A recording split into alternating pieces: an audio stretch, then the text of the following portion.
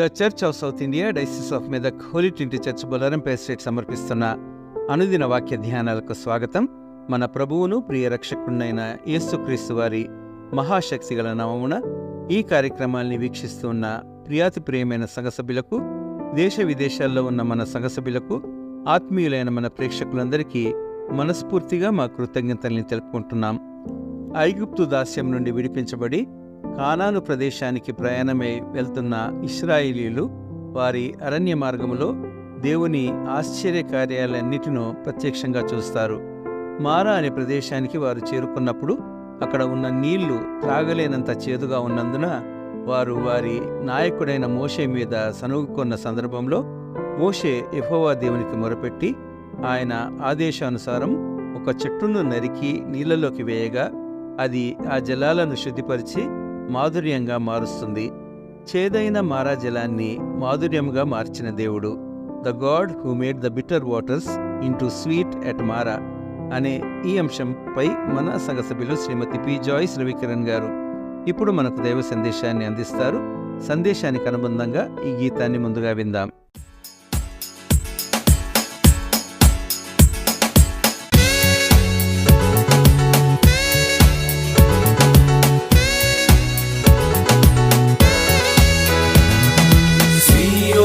పాటలు సంతోషముగా పాడుచు సియోను వెళ్ళుదము. సియోను పాటలు సంతోషముగా పాడుచు సియోను వెళ్ళుదము.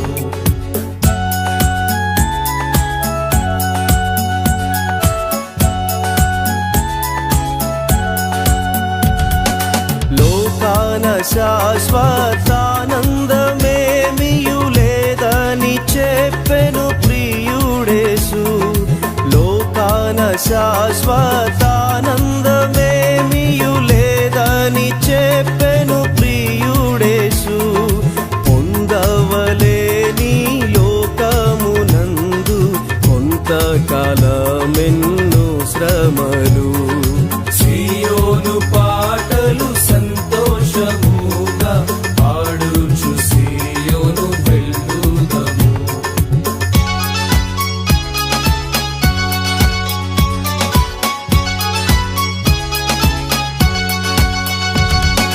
మారాను పోలిన చేదైన స్థలముల ద్వారా పోవలసియున్నానేమి.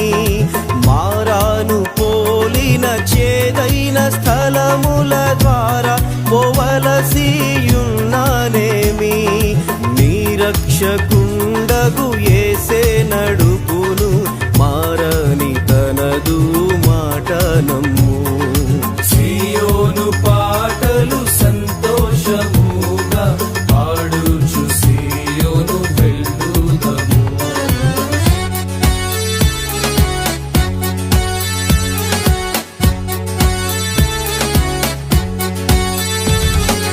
ఆనందమయ పరలోకంబు మనది, అక్కడ నుండి వచ్చునేసు.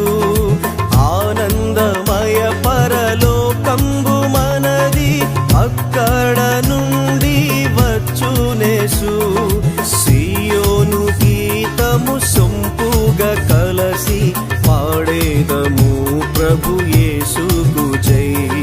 సియోను పాటలు సంతోషముగా పాడుచు సియోను వెళ్ళుదము.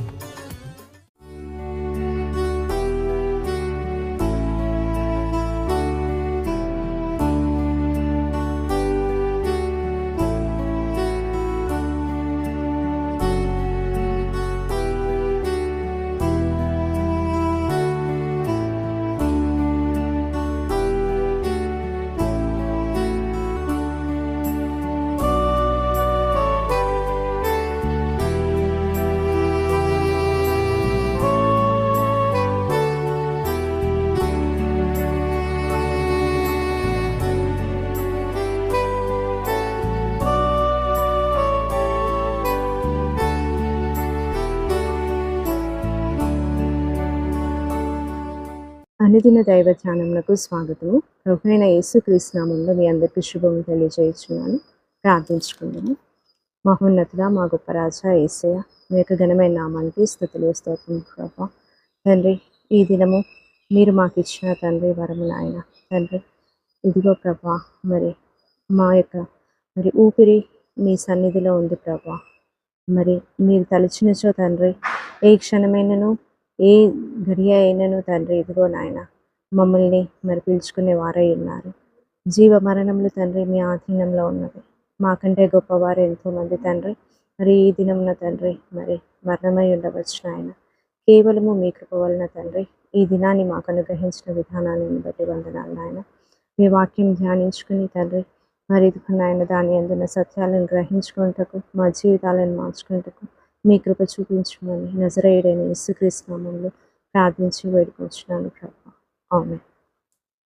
ప్రియులారా, మరి ఈరోజు నిర్గమాకాండము 15వ అధ్యాయము 24వ వచనంలో ఉన్న వాక్యాన్ని ధ్యానించుకుందామండి. మరి మనకు అందరికీ ఇది తెలిసిన వాక్యమే. మరి మారా జలాన్ని మధురంగా మార్చిన దేవుడు. మారా జలాన్ని మధురంగా ఎలా మార్చాడో మరి చూద్దాము. 15వ అధ్యాయము నిర్గమాకాండము 24వ వచనం. ప్రజలు మేమేమి తాగుదుమని మోషే మీద సనుగుకొనగా అతడు యెహోవాకు మొరపెట్టెను. అంతటా యెహోవా అతనికి ఒక చెట్టును చూపెను. అది ఆ నీళ్లలో వేసి తరువాత నీళ్లు మధురములాయెను. అక్కడ ఆయన వారికి కట్టడను విధిని నిర్ణయించి అక్కడ వారిని పరీక్షించి, మీ దేవుడైన యెహోవా వాక్కును శ్రద్ధగా విని ఆయన దృష్టికి న్యాయమైనది చేసి ఆయన ఆజ్ఞలకు విధేయులై ఆయన కట్టడలన్నింటినీ అనుసరించి నడిచిన ఎడల నేను ఐగుప్తులకు కలుగజేసిన రోగములలో ఏదియు మీకు రానియను. నిన్ను స్వస్థపరచు యెహోవాను నేనే అనెను. మరి ఇప్పుడు చూసినట్టయితే ప్రియులారా, 3 దినములు వాళ్ళకి త్రాగడానికి నీళ్లు లేకపోయేసరికి మోషే మీద ఇశ్రాయేలు ప్రజలు సనగడం స్టార్ట్ చేశారు. అప్పుడు మరి అక్కడ ఉన్న జలం అయితే ఏదైతే ఉందో అది త్రాగడానికి వీలుగా లేకుండా చేదుగా ఉన్నట్టు మనం చూడొచ్చు. అయితే అప్పుడు మరి మోషే యథావిధిగా యెహోవాకు మొరపెడతాడు. ప్రభా, మరి ఈ ప్రజలనైతే నన్ను రప్పించమని ఐగుప్తు నుండి పంపించావు, నేను తీసుకొచ్చాను, ఎర్ర సముద్రం దాటించాను, మరి త్రాగడానికి ఇక్కడ నీళ్లు లేవు, మరి ఏం చేయాలని మొరపెట్టినప్పుడు యెహోవా అక్కడ ఆయనకి ఒక చెట్టుని చూపిస్తాడు. ఆ చెట్టుని చూయించి ఏమంటాడంటే ఆ చెట్టుని కొట్టివేసి దాన్ని తీసుకొచ్చి ఈ నీళ్ళలో వేయమని చెప్తాడు. మరి ఈ చెట్టు కొత్తగా పుట్టి పెరగలేదు. ఇశ్రాయేలు ప్రజల కోసము అప్పటికప్పుడు పెరిగిన చెట్టు కాదు. చాలాసార్లు మన జీవితంలో కూడా ఎన్నో సమస్యలు వస్తుంటాయి.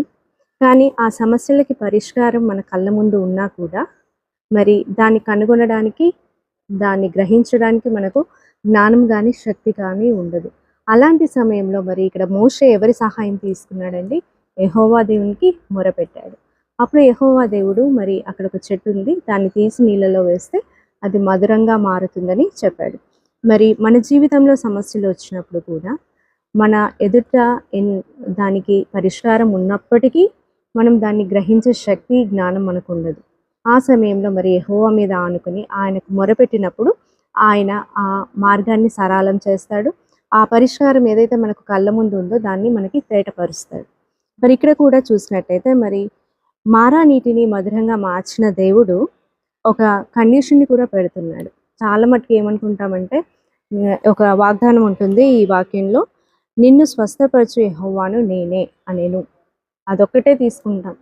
వాగ్దానాలు మనకి వాచ్ నైట్ సర్వీస్లో మనకి వాగ్దానాలు ఇచ్చినప్పుడు నిన్ను స్వస్థపరచు యెహోవాను నేనే అనేసరికి మనం చాలా సంతోషపడిపోతాం. ఈ సంవత్సరం అంతా నాకు ఎలాంటి వ్యాధి రాదు, ఎలాంటి ప్రాబ్లమ్స్, ఎలాంటి ఇష్యూస్, హెల్త్ ఇష్యూస్ రావు, ఎందుకంటే దేవుడు నన్ను స్వస్థపరుస్తున్నాడు. కానీ దేవుడు మాట్లాడే ప్రతి వాక్యానికి అనగా ప్రతి వాగ్దానానికి కానీ ప్రతి మాటకని ఒక టర్మ్స్ అండ్ కండిషన్స్ ఉంటాయి. అది ఒక్కటి వదిలేసి మనకి ఏదైతే అవసరమో బైబిల్లో, మనకి ఏది ఇంపార్టెంటో, మనకి ఏది పాజిటివ్గా ఉంటుందో, మనకి ఏది అప్లికబులో, మనకి ఏది సూట్ అవుతుందో అది మాత్రమే చదువుకొని దాన్ని మాత్రమే మనము ఎక్కువగా దానిపైన కాన్సన్ట్రేట్ చేసి దేవుడు ఇట్లా అన్నాడు కాబట్టి చెయ్యాలి, ఎందుకు చేయకూడదు అన్న మొండి వైఖరి మనకు ఉంటుంది. మరి ఇక్కడ చూసినట్టయితే మారాను మధురంగా మార్చిన తర్వాత దేవుడు వారికి కొన్ని కట్టడలను కూడా ఇచ్చాడు. ఏమని ఇక్కడ ఉంటుందనగా 26వ వచనం చూసినట్టయితే మీ దేవుడైన యెహోవా వాక్కును శ్రద్ధగా విని ఆయన దృష్టికి న్యాయమైనది చేసి ఆయన ఆజ్ఞలకు విధేయులై ఆయన కట్టడలన్నింటిని అనుసరించి నడిచిన ఎడల నేను ఐగుప్తీయులకు కలుగజేసిన రోగములలో ఏదియూ మీకు రానియను. ఈ సందర్భంలో మరి దేవుడు చెప్తున్నాడు, నేను విధించిన కట్టడలన్నింటినీ ఫాలో అయినప్పుడు మీకు ఐగుప్తులో ఏ ఏ తెగలు వచ్చాయో ఆ తెగలు రాకుండా నేను మిమ్మల్ని కాపాడుతాను, మీకు స్వస్థతనిస్తాను అని చెప్తాడు. మరి అలాంటి ఈ కండిషన్ని మనం వదిలేసి ఏం చేస్తామంటే నిన్ను స్వస్థపరచు యెహోవాను నేనే, ఇది ఒకటి పట్టుకుంటాం. మరి ఆయన ఇచ్చిన కట్టడలు ఏంటి, ఆయన మనకి ఆజ్ఞాపించిన ఆజ్ఞలు ఏంటో మనం తర్వాత మోషే ద్వారా పొందుకొని ఉంటాం. అయితే ఇక్కడ చూసినట్టయితే మరి మారాను మధురంగా మార్చిన దేవుడు మన జీవితంలో కూడా కొన్ని కట్టడలను వేస్తాడు. ఒక సమస్యకి పరిష్కారాన్ని మనకు చూపించిన తర్వాత దాని ఫలితాన్ని మనం పొందుకున్న తర్వాత మరి ఏ సిచ్యువేషన్ అయితే మనం క్రాస్ అయ్యి వచ్చామో, ఎలాంటి భయంకరమైన పరిస్థితుల నుండి మనం దాటుకొని వచ్చామో దానికి సహాయపడిన దేవుడు చేసిన ఆ కట్టడలను మాత్రం మర్చిపోకూడదు. అలాంటి కట్టడలను మర్చిపోయినట్టయితే తిరిగి మళ్ళీ మనకి అదే సమస్య రావడానికి ఆస్కారం ఉంటుంది. దేవుడు విధించిన కట్టడలను ఆజ్ఞలను మనం పాటించినట్లయితే మన జీవితంలో ఉన్న మారా కూడా మధురంగా మారుతుంది. సమస్యకి పరిష్కారం మన ఎదురుగానే ఉంటుంది, కానీ దాన్ని గ్రహించే జ్ఞానం మనకు ఉండకపోవచ్చు. దేవునిపై ఆధారపడినప్పుడు, ఆయనకు మొరపెట్టినప్పుడు మన సమస్యలన్నిటికీ పరిష్కారం ఆయనే చూపిస్తాడు. ఇటు వాక్యాన్ని దేవుడు దీవించుగాక. ఆమేన్.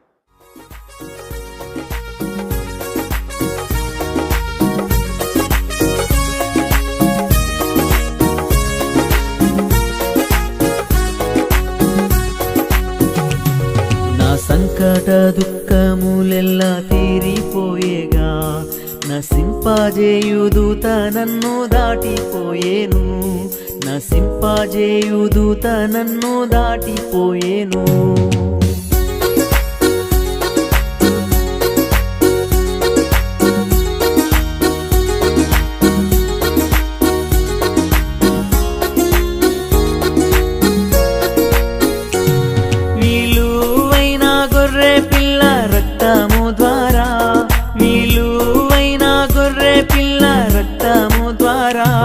కలిగియున్న రక్షణలో దాగియుంటిని, కలిగియున్న రక్షణలో దాగియుంటిని.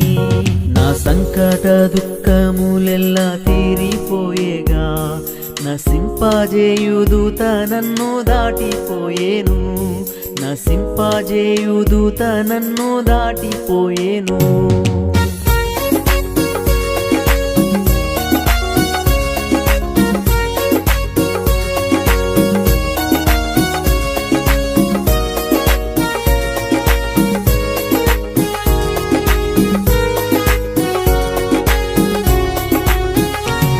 మార్చబడు నాదు మార మధురముగా, మార్చబడు నాదు మార మధురముగా. పారు జలము బండ నుండి త్రాగుచుందును, పారు జలము బండ నుండి త్రాగుచుందును. నా సంకట దుఃఖములెల్లా తీరిపోయేగా నసింపజేయుదూత నన్ను దాటిపోయేను, నసింపజేయుదూత నన్ను దాటిపోయేను.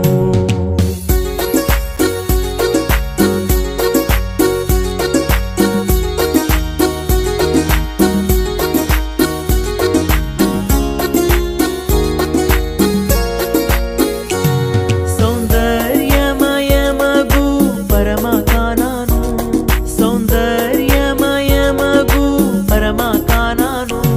నా నిత్యమైన స్వాస్థ్యమది మార్పు చెందదు, నా నిత్యమైన స్వాస్థ్యమది మార్పు చెందదు. నా సంకట దుఃఖములెల్లా తీరిపోయేగా నసింపజేయుదూత నన్ను దాటిపోయేను, నసింపజేయుదూత నన్ను దాటిపోయేను.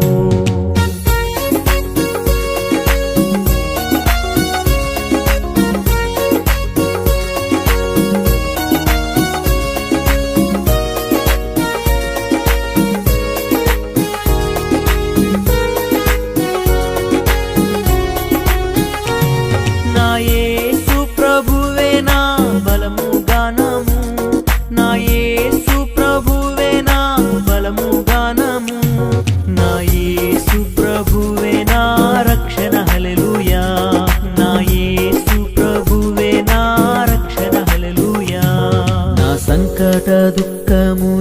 తీరిపోయేగా నసింపజేయు దూత నన్ను